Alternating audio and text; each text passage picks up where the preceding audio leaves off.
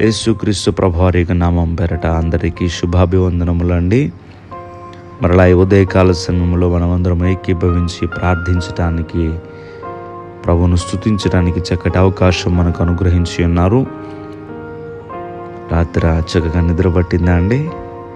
ఎందుకు ఈ మాట అడుగుతున్నానంటే, ఈ రోజుల్లో చాలామంది నిద్రలేమి సమస్యతో బాధపడుతూ ఉన్నారు. వారు పడుకోవాలని ప్రయత్నం చేస్తారు కానీ నిద్ర పట్టదు.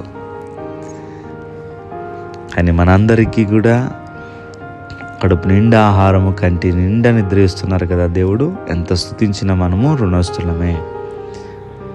దేవుని బిడ్డలారా, 2 నిమిషాలు దేవుని వాక్యాన్ని క్లుప్తంగా విందాం. కీర్తనల గ్రంథము 37వ అధ్యాయం 4వ వచనం. యెహోవాను బట్టి సంతోషించుము, ఆయన నీ హృదయ వాంఛలను తీర్చును. ఆయన నీ హృదయ వాంఛలను తీర్చును. బైబిల్లో కొన్ని మాటలు కొంతమందికి బాగా ఇష్టపడుతూ ఉంటారు. కొన్ని వచనాలు మనకు చాలా ఆదరణ కలుగజేస్తూ ఉంటాయి. ఈరోజు ఈ ఉదయకాల సమయంలో ఈ వాక్యము ద్వారా దేవుడు మనల్ని ఆదరిస్తూ ఉన్నారు. ఆయన నీ హృదయ వాంఛలను తీర్చును. నీ హృదయంలో ఏ వాంఛలు ఉన్నాయో నాకు తెలియదు, కానీ నీ హృదయ వాంఛలను దేవుడు తీరుస్తారు. అయితే మానవుని యొక్క హృదయంలో దేవుని అనుకూలమైన వాంఛలు ఉంటాయి, దేవునికి ఇష్టము లేని వాంఛలు కూడా ఉంటాయి. ప్రతి వాంఛను దేవుడు తీర్చేడు. నీ హృదయ వాంఛలను తీర్చును అని రాయబడింది కనుక నీ మనసులో ఏది ఉన్నది తీర్చేస్తాడని కాదు, కానీ దేవునికి అనుకూలమైన వాంఛ నీకు ఉండాలి. కీర్తనల గ్రంథము 119వ అధ్యాయం 131వ వచనంలో కీర్తనకారుడు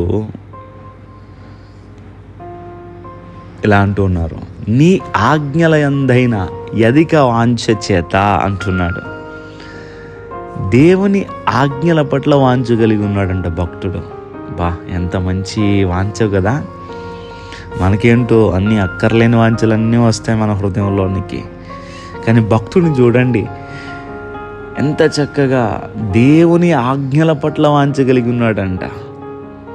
దేవుని వాక్యమును వినాలి, దేవుని వాక్యమును నేను గైకొనాలి, దేవుని యొక్క వాక్యము నా జీవితంలో నేను ఆహ్వానించి ఆ వాక్య ప్రకారం నేను బ్రతకాలి అన్నటువంటి వాంఛ మనం కలిగి ఉండాలి. కీర్తనకారుడు దేవుని ఆజ్ఞల పట్ల వాంఛ కలిగిన రీతిగా మనము దేవునికి ఇష్టముగా బ్రతకాలన్నటువంటి వాంఛ మనకి కావాలి. సామెతల గ్రంథం 21వ అధ్యాయం 17వ వచనంలో సుఖభోగముల యందు వాంఛ గలవానికి లేమి కలుగును అని రాయబడింది. అంటే సుఖభోగముల యందు వాంఛ కలిగిన వానికి లేమి కలుగుతుందంట. దేవుని బిడ్డలారా, మనకి ఇలాంటి వాంఛ వద్దు, కానీ దేవునికి ఇష్టమైనటువంటి వాంఛను కలిగి ఉన్నప్పుడు దేవుడు మనల్ని సంతోషంగా ఉంచుతారు.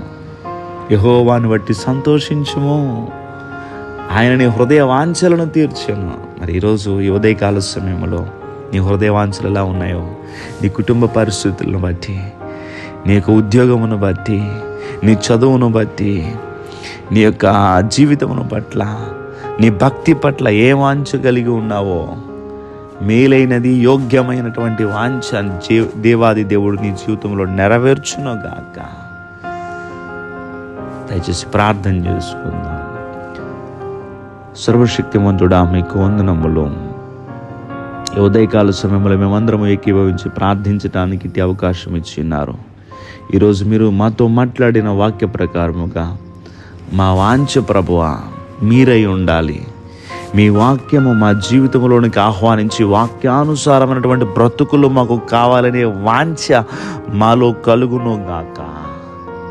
ప్రభు, వారి కుటుంబ పరిస్థితులను బట్టి, వారి బిడ్డలను బట్టి, వారి ఉద్యోగాలను బట్టి, వారి అవసరాలను బట్టి దేవుడు ఈ మేలు చేస్తే ఎంత బాగుండునో అని ఎవరైతే ఎదురు చూస్తున్నారో, ఎవరైతే మీ ఆశ్రయము కోరుతూ వారి హృదయ వాంఛలు నెరవేరాలని మిమ్మల్ని వేడుకుంటున్నారో, అతి వారి యొక్క మొర్ర వింటూ ఉన్నారు ప్రభువా.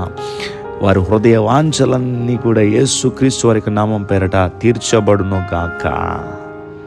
రోజున బిడ్డల పనులకు తోడుగా ఉండి ఈ రోజంతా నీ బిడ్డలు సంతోషంగా ఉండులాగా సహాయం చేయమని యేసుక్రీస్తు వారి యొక్క నామం పేరట అడిగి వేడుకుంటూ ఉన్నామా పరమ తండ్రి. ఆమేన్, ఆమేన్, ఆమేన్. అందరికీ వందనములండి.